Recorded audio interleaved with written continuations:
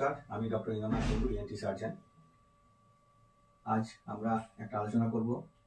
এই মুহূর্তে সোসাইটিতে সবার আতঙ্ক রাইনো ভাইরাস ইনফেকশন। সেটা কি? সত্যি কি আতঙ্কের কোনো কারণ আছে? তার ট্রিটমেন্টই বা কী? কীভাবে তার প্রিভেনশন হবে? এই নিয়ে আমরা দু চার কথা আলোচনা করতে চলব। রাইনো ভাইরাস, রাইনো মানে নাক, ভাইরাস আপনারা জানেন। তো যে ভাইরাস মেনলি নাকে ইনফেকশন করে এবং নাকের কাছাকাছি সব অর্গানসগুলো আছে, যেমন চোখ, গলা, সেগুলোকে ইনফেকশন করে এই রাইনো ভাইরাস।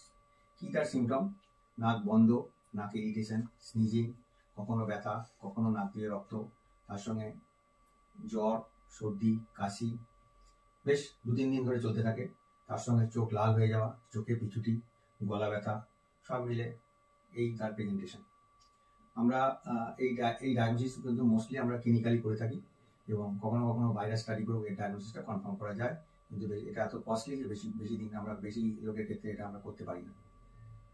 ভাইরাস সোসাইটিতে ছড়াচ্ছে কীভাবে? ছড়াচ্ছে মোস্টলি ড্রপলেট ইনফেকশন। ড্রপলেট মানে কি?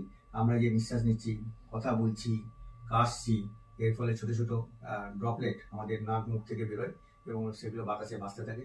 ডেফিনেটলি কিছুটা দূরে গিয়ে তারা মাটিতে পড়ে যায়, কিন্তু তার আগে যদি সেটাকে ইনহেল করে তখন এই রেসপিরেটরি রুট দিয়ে অর্থাৎ শ্বাসের নালী দিয়ে তারা শরীরে ঢুকে যায় এবং একজনের থেকে আরেকজন ইনফেকশন হয়ে যায়।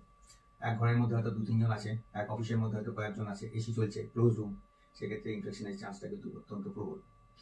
এইভাবে মোস্টলি ঢোকে। কখনো কখনো কিন্তু কোনো রুমাল বা কোনো গামছা বা কখনো টেবিল রাইনো ভাইরাসের ড্রপলেট হতে পড়ে আছে, আমি আননোয়েলি সেখানে হাত দিলাম, তারপর আমি নাকে হাত দিলাম, সেখান থেকেও কিন্তু রাইনো ভাইরাস শরীরের মধ্যে ঢুকতে পারে। হ্যাঁ, একবার ডায়াগনোসিসটা যদি কনফার্ম হয় বা সাসপেক্টেড হয়, তখন আমাদের উচিত প্রথমে অ্যান্টিবায়োটিক না শুরু করা। আমরা সিমটোম্যাটিক ট্রিটমেন্ট করবো প্যারাসিটামল দিয়ে, যাতে জ্বর এবং গায়ে ব্যথা, ম্যালেজ এগুলো যাতে ঠিকঠাক কন্ট্রোল থাকে। মোটামুটি 3 থেকে 4 দিন আমাদের এইভাবেই ট্রিটমেন্ট করা উচিত অ্যান্টিবায়োটিক না খেয়ে। তাতে যদি না সারে, তখন আমরা ধরে নিই যে কখনো কখনো সেকেন্ডারি ব্যাকটেরিয়াল ইনফেকশন হচ্ছে, তখন ডাক্তারের পরামর্শ অনুযায়ী কিন্তু অ্যান্টিবায়োটিকটা খেতে হবে, নিজে খাওয়া চলে না।